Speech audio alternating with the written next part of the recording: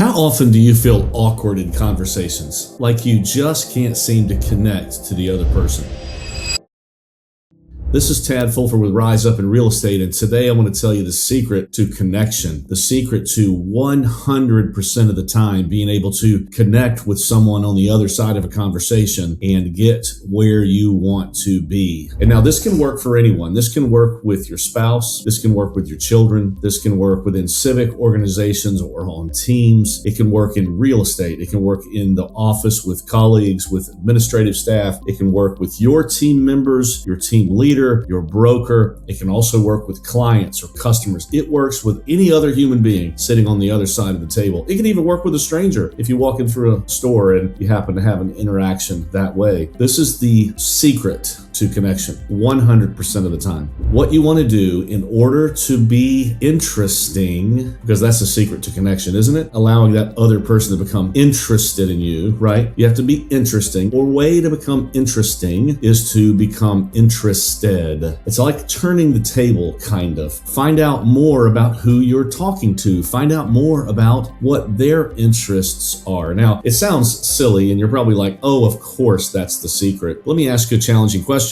Think about correspondence or conversations that you've been in recently. What's it been like? For example, someone says to you, you're sitting at a soccer game for your kids and someone says to you, hey, what do you do? And you say, I do real estate. And you ask them what they do and they say, I work at a bank. And then the conversation could die, right? Or you could say, oh, that's cool. I've been in real estate for so-and-so, and you begin to start talking about yourself again. What you need to do in conversations like this is do this. Take a minute to ask two more questions of the person that's speaking to you. Two more digging a little bit deeper questions. Like if I was sitting at a soccer game and John, my new friend that I just met, said to me, I work at a bank. I would say, oh, really? What bank do you work at? Okay, he's going to answer Conway National Bank over there on 21st Avenue North. Oh, really? I'm familiar with that bank. What do you do at that bank? Well, I'm process this or that. So you've already allowed John to talk about himself a little bit more. I would ask a third question. You work in loans, do you? What's the market been like for you recently? Have you noticed a change in things, or has it been pretty stable, or mortgage applications up or down? See, there's so many different things, rather than the temptation to start talking about yourself. Because when you talk about yourself, now you're trying to be interesting, aren't you? You're trying to, this really resonates when you're talking about customers and clients. If you're in a listing appointment and you're a person that you're talking to says something like, we bought this house 13 years ago. Well, you're tempted to talk about yourself. Well, I had a client just recently that had been in their house about 15 years and we had a great relationship, a great connection. And you start talking about your accolades and what you could do for them, rather than say, what was the day like when you bought this house 13 years ago? Do you remember it? And what changed in your mind for you to want to now sell that home that you bought 13 years ago? You thought that was the one and now you think it's not. Tell me the story. Tell me, elaborate what's going on. You see how the finding out, the curiosity is the secret. Finding out a little bit more about the person that you're talking to can work really well with your children, really well with teenage children, really well with 10-year-old children named Hadley, or 9-year-old children named Hazel. It can work magically well with your spouse. If you can figure out a way to not be robotic with it and just ask more questions. Be interested. You're legitimately curious about what's going on and watch the connections escalate. As the connections escalate, be careful though, because you might actually become interested.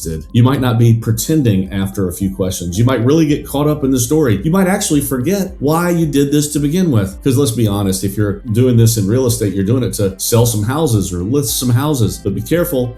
The more questions that you ask, you might genuinely get interested and concerned about what's going on in that person's life. And then guess what really happens? Your business will escalate. It will grow. Your connections will be intense. You'll be more satisfied with knowing about people rather than worrying about a transaction. It's relational versus transactional. So today, I hope that you'll be honest with yourself. Ask yourself the question, how do I do? Do I talk about myself? Am I a me monster? And it's a comfortable thing to do because that's who you know and what you know. Asking diving questions is a little bit more difficult, but if you can do that a couple of times in a conversation, just watch how things change. This is Tad Fulford with Rise Up in Real Estate, and I hope today helps you rise up.